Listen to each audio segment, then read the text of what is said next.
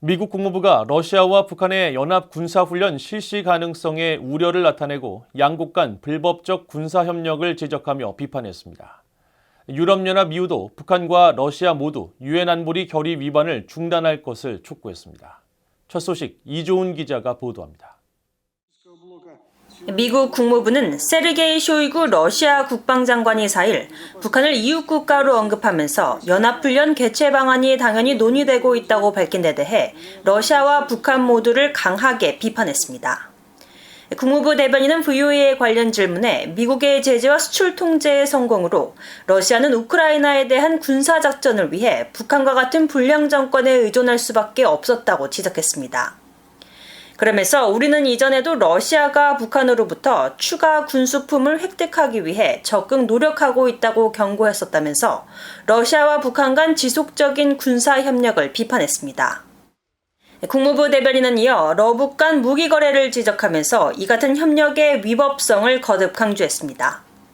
또 북한과 러시아 간 무기 거래는 다수의 유엔 안보리 결의를 직접적으로 위반하는 것이라면서 북한이 러시아와의 무기 협상을 중단할 것을 촉구했습니다.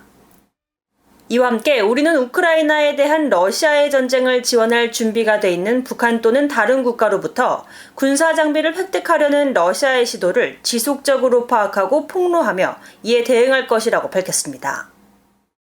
앞서 세르게이 쇼이구 러시아 국방장관은 4일 러시아 언론 매체를 통해 북한과 연합군사훈련을 개최하는 방안을 논의 중이라고 밝혔습니다. 이와 관련해 한국 국가정보원도 이날 국회 정보위원회 회의에서 쇼이구 장관이 지난 7월 북한을 방문해 김정은 국무위원장을 면담한 자리에서 북한이 중국과 러시아의 연합훈련에 참여하는 방안을 공식 제안한 것으로 파악하고 있다고 설명했습니다. 유럽연합 EU도 북한과 러시아의 군사훈련 실시 가능성에 우려를 표했습니다. 피터 스나노 EU 대변인은 이날 VOA에 북한과 같은 국가에 의존하는 건 러시아의 고립이 심화되고 있으며 EU의 대러 제재 조치에 실효성이 있다는 것을 보여주는 것이라고 밝혔습니다.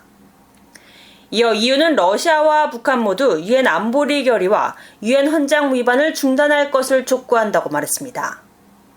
스타노 대변인은 또 북한의 기관들과 러시아 정부 또는 민간 군사 기업 간 무기 거래와 군사 협력은 러시아가 스스로 공동 작성한 유엔 안보리 결의를 명백히 위반하는 것이라고 지적했습니다.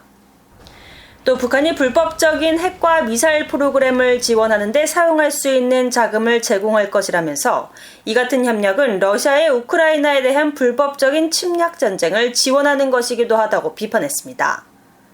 VOA 뉴스 이조은입니다.